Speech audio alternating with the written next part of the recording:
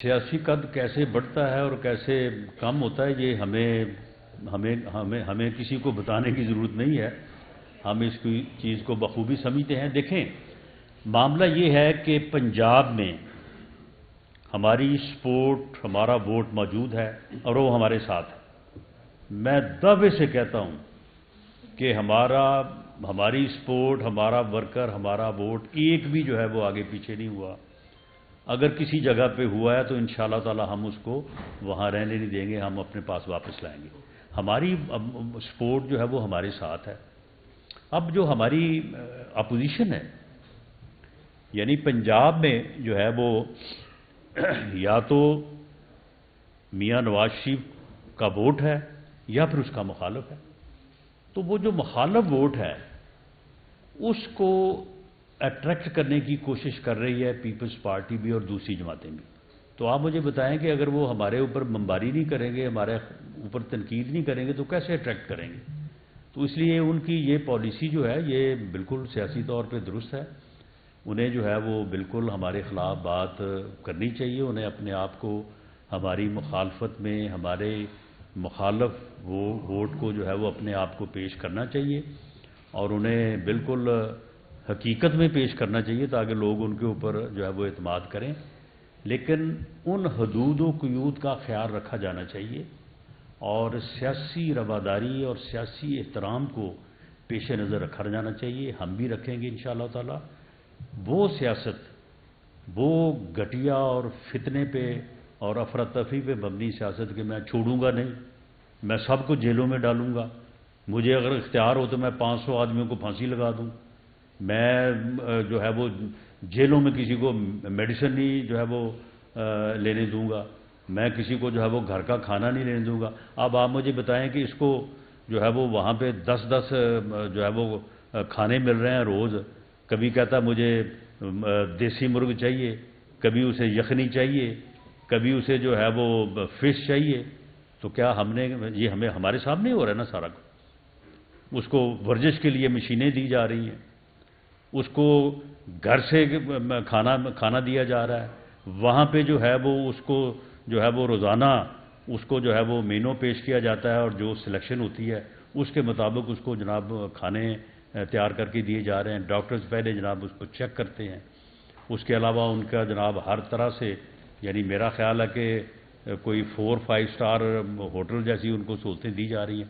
ہمارے منہ سے کسی نے سنا ہے کہ ہم نے کوئی اعتراض کیا ہو یا اس کے اوپر واویلا کیا ہو؟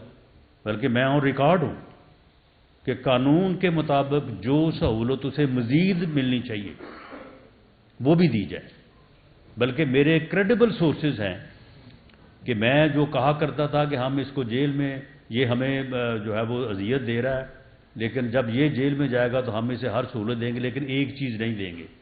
میرے کریڈیبل سورسز ہیں وہ ایک چیز بھی مل رہی ہے ان کو, تو ہمیں اس کے اوپر بھی اعتراض نہیں ہے. تو یہ سیاسی رویہ جو ہے وہ کوئی نہ رکھے, نہ پیپلز پارٹی رکھے, نہ کوئی اور جماعت رکھے, نہ پی ایم ایل این رکھے. باقی ٹھیک ہے, بالکل مخالفت کریں. مخالفت میں جو ہے وہ ہمارا مخالف ووٹ اٹریکٹ کرنے کے لیے وہ ہمیں جو بھی سخت چست کہنا چاہتے ہیں وہ ان کی جو ہے وہ بالکل ثواب دید ہے وہ کہیں. کیا جی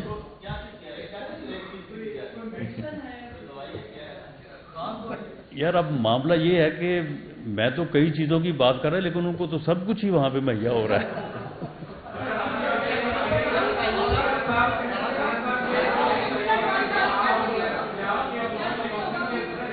جی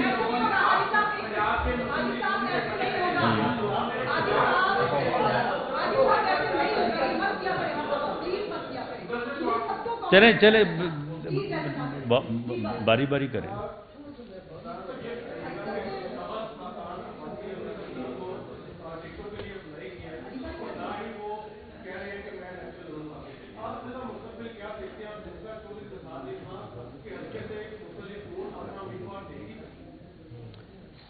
جی چودھری نثار علی خان صاحب کے حلقے سے بالکل پاکستان مسلم لیگ نون امیدوار دے گی اور پاکستان مسلم لیگ نون پنجاب میں جو میری ریکمنڈیشن ہے جماعت کو, ہم ہر حلقے سے امیدوار دیں گے اور پنجاب میں ہمیں سیٹ ایڈجسٹمنٹ یا الائنس کی ضرورت بھی نہیں ہے۔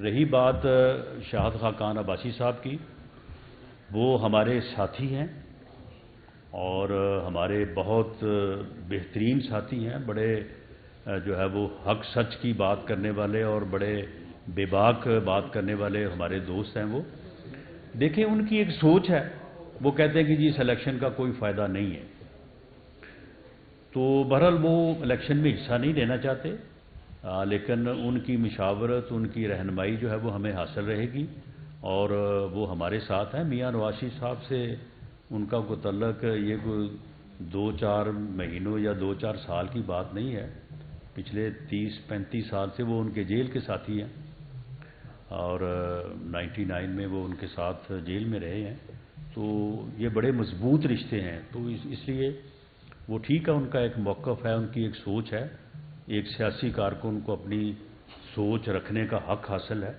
تو انشاءاللہ تعالیٰ ان کا مستقبل جو ہے وہ ٹھیک ہے، کوئی ایسی خطرے والی بات نہیں ہے۔ اچھا رانا صاحب، یہ بتائیے کہ پاکستان کی سیاسی جماعتیں کب تک ایک پپیٹ کا رول پلے کرتی رہیں گی؟ کل تک آپ پرستیاں تھیں، پاکستان تحریک انصاف مزے میں تھی، آج تحریک انصاف پرستیاں ہیں، آپ مزے میں ہیں، اقتدار تو آپ کو مل جائے گا لیکن پاکستان میں شاید وہ حالات نہیں ہو پائیں گے جس سے غریب کو روٹی مل پائے گی۔